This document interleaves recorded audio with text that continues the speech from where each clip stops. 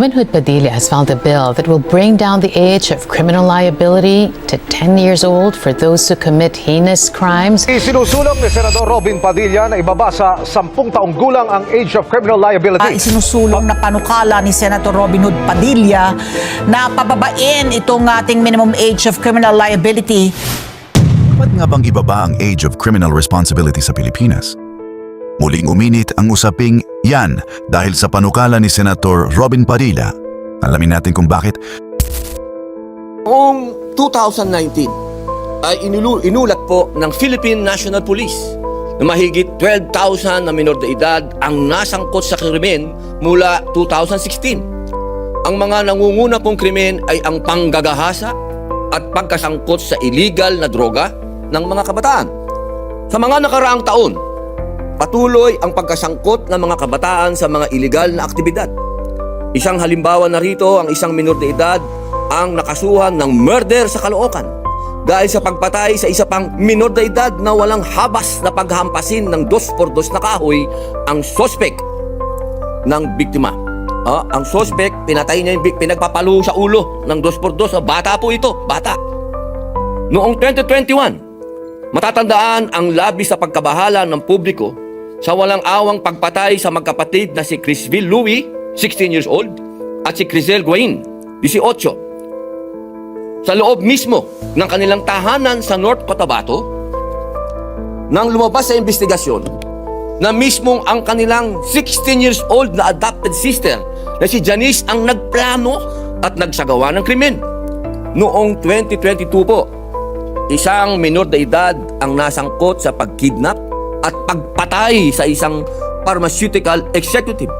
Sa parehong taon din po yun, naganap ang pagkasangkot ng 4 na minor de edad sa pananaksak sa mga nakaalitan ng mga ito na nagresulta sa pagkamatay ng isang biktima.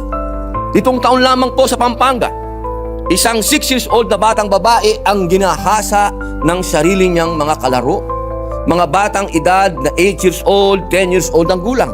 Isipin po ninyo, mga murang edad, pero parang gang rape na po ang ginawa sa isang bata, parehas nilang bata. Kamay-kailan lamang po sa Quezon City, isang 13 anyos na batang lalaki ang kinasuhan ng rape with homicide matapos umanong patayin at gahasain ang kanyang 8 taong gulang na kapitbahay na si Kaykay. Ayon sa ulat ng pulisya, bunga ng pagnanais ng salarin na gawin ang isa niyang napanood, kaya naisagawa ang karumal-dumal na krimen. Ang akin pong tanggapan ay nagtungo sa lamay ni Kaykay upang makiramay at makipag-usap sa pamilya at iparating na hindi na sila nag-iisa sa laban para sa hustisya. Ginoong Pangulo, batid ko po ang ganda ng ating batas sa ilalim ng Republic Act 9344 o ang Juvenile Justice and Welfare Act of 2006 at Republic Act 10630 na nag-amyenda sa RA 9344 noong 2013. Niyayakap ko po ang hangarin ng batas na pangalagaan ang kapakanan ng ating mga kabataan. Ramdam ko po ang kahalagahan nito dahil ako po ay isang magulang. Totoo po yun. Ginagawang tsapa yung birth certificate. So siguro po, mas malinaw ko pong sasabihin sa inyo na kapag ito po ay naging makatotohanan at nangyari yung amenda, ito po ay hindi lang yung bata. Una na, yung magulang, magkakaroon na po siya ng lesson, magkakaroon na po siyang maging mangunsinte. Pangalawa, yung alam niyo po, hindi ko na po ipagkakaila sa inyo. Nung minsan nagkaroon na rin tayo dito ng pagdinig, sinabi ko naman na alam natin ang underworld. At alam nyo rin po yan, General. Ang unang mga inaalagaan talaga ng mga sindikato, bata. Huwag na po natin yan i-deny. Kasi yan po ay makatotohanan. Kahit po sa bilangguan, ang unang-unang inaantay na dumating dyan, yung inosente at ignorante, yung walang aral, bata, kasi yan ho'y madaling doktrinahan. Sa ilalim ng kasalukuyang batas, ang Juvenile Justice and Welfare Act, ang mga batang 15 taong gulang pababa ay ligtas sa kulungan.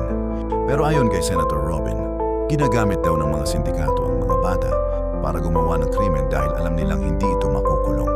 Kaya ang hirit niya, ibaba ang edad sa 10 para sa mga matitinding krimen.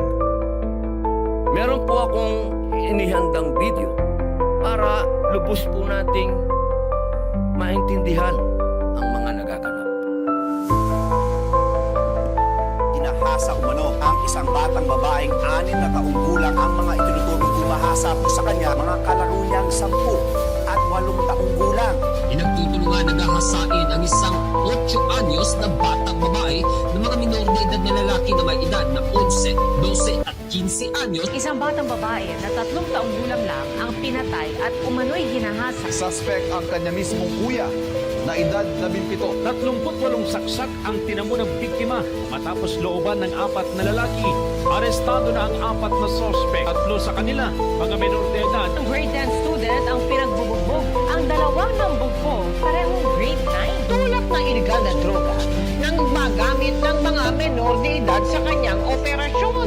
Salitang pinagsasampal at sinaktan ng kanyang mga kaeskwela ang isang babaeng estudyante. Ang biktima at mga nanakit sa kanya magkakaibigan daw.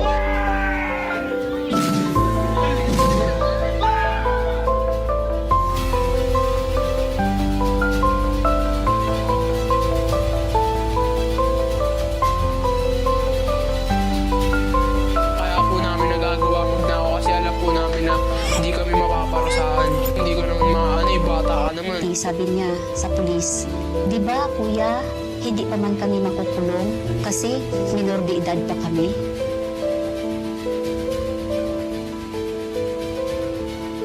Isang babaeng grade 8 student na sugatan matapos umanong saksakin ng kapwa estudyante sa loob ng kanilang classroom. Nasa kustudiya na ng DSWD ang minor de edad na suspect para sumailalim sa discernment o pagpapaunawa ng kanyang krimeng nagawa.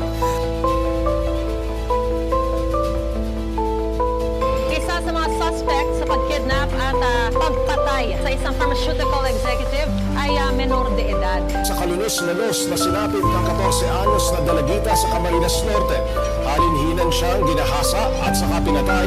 Pinatay si Mary ng 3 magkakaibigan na edad 15, 16 at 19 anyos. Pinakabata sa mga sampo sa pambubugbog ay 6 na taong gulang, samantalang pinakamatanda naman ay 13 anyos. Batang 6 na taong gulang ang ginahasa sa Dagupan City.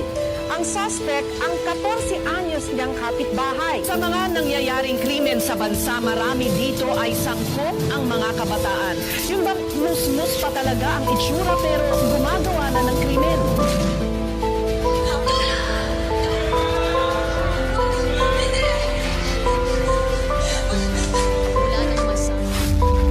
Dito na nagbabanggaan ang opinyon ng bayan. Ngayon maswasang gayon, sinasabing panahon na para magkaroon ng disiplina at pananagutan ng mga kabataan ngayon.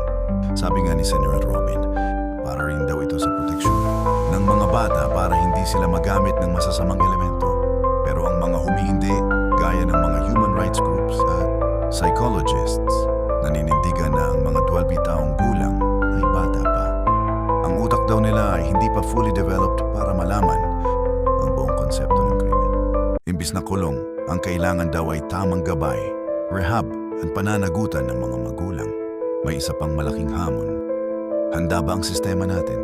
Marami sa ating mga bahay pag-asa o youth rehab centers ay kulang sa pasilidad at pondo. Kung ibaba ang edad, kakayanin ba silang i-rehab ng tama o baka mas lalo lang silang matuto ng masama sa loob? Ikaw, ano ang pananaw mo rito? Sangayon ka ba kay Senator Robin Padilla na ibaba sa 10 ang criminal responsibility o dapat tutukan muna ang pagpaparusa sa mga magulang at sindikato? I-comment mo ang opinion mo sa ibaba at huwag niyo kalimutang i-like at i-share ang video na ito para sa mas marami pang diskusyon.